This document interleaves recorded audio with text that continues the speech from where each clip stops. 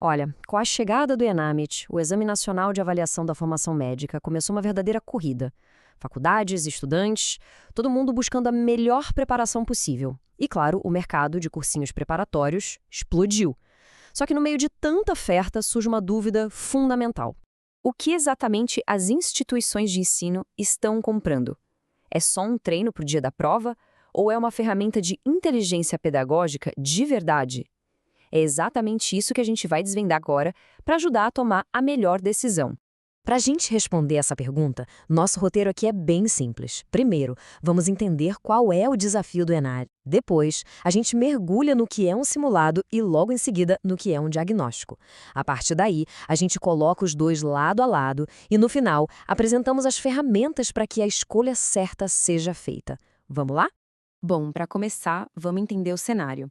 O ENAD não é só mais uma prova. Ele realmente mudou as regras do jogo para a formação médica aqui no Brasil. Pensa assim, o ENAD veio para avaliar o desempenho de quem está se formando em medicina, passando por áreas que são a base de tudo, como clínica médica, cirurgia geral, pediatria, saúde coletiva.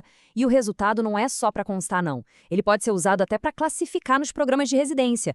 E olha, esse ponto que a Associação Paulista de Medicina levanta é fundamental.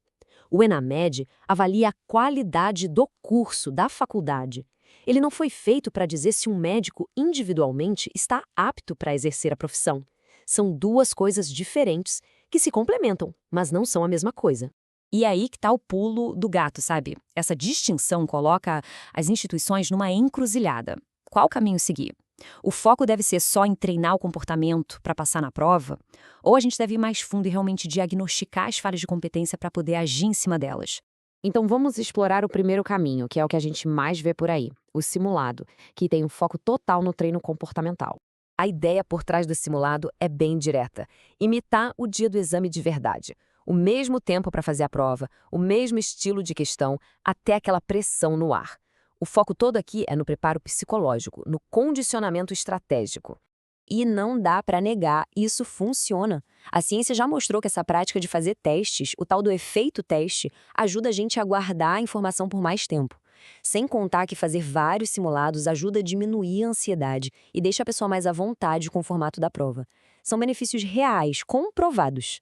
Mas, e aqui está o grande mais da história, o simulado te dá uma nota. Te coloca num ranking, só que ele não te conta o porquê daquela nota. Ele não aponta com precisão, sabe? Tipo, olha, essa competência aqui, segundo as diretrizes, você ainda não domina. A função dele é comportamental, não é diagnóstica.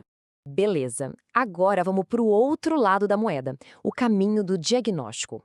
Uma abordagem que busca gerar o que a gente chama de inteligência pedagógica. Aqui a conversa é outra, completamente diferente. O exame diagnóstico não quer dar uma nota para classificar, ele quer informar.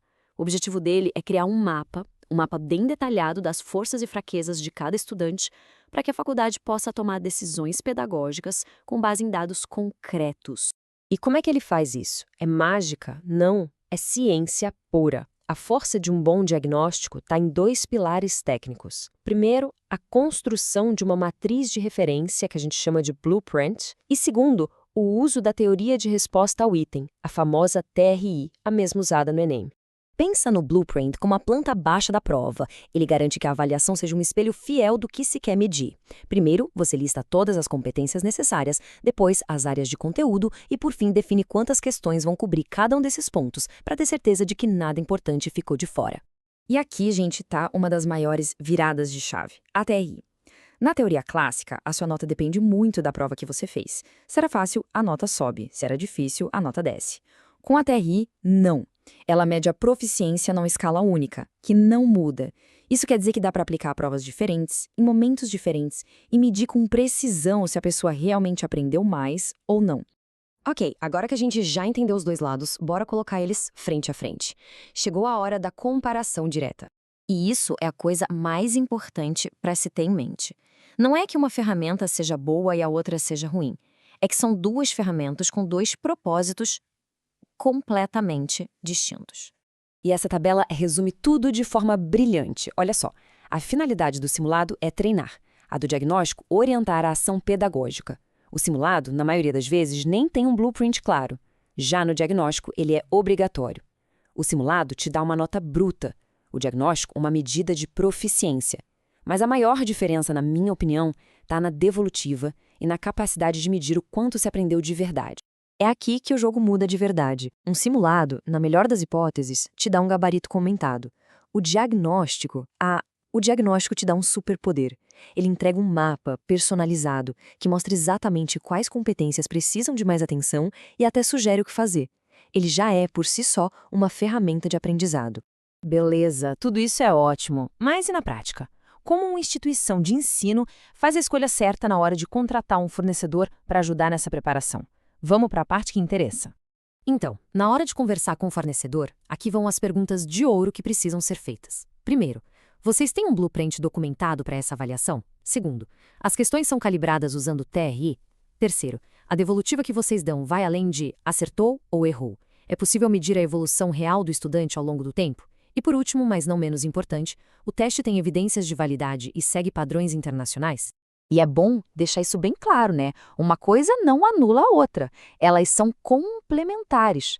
Uma ferramenta, o simulado, treina o comportamento para o dia da prova, o que é super importante. A outra, o diagnóstico, vai mais fundo. Ela foca em aprimorar a competência clínica, que é a base de tudo. Então, a gente precisa mudar a pergunta que se faz na hora de comprar. A questão principal não deveria ser: vocês oferecem simulados? A pergunta deveria ser: vocês fornecem dados e análises que geram inteligência pedagógica real para que a gente possa agir e melhorar a formação dos nossos alunos? E para fechar, fica aqui essa reflexão, que na verdade é a grande questão por trás de tudo isso. Qual é o objetivo final? É simplesmente treinar para passar num teste? Ou é usar a avaliação como uma alavanca poderosa para de fato aprimorar a formação das próximas gerações de médicos? A escolha entre um simulado e um diagnóstico é, no fim das contas, a resposta para essa pergunta.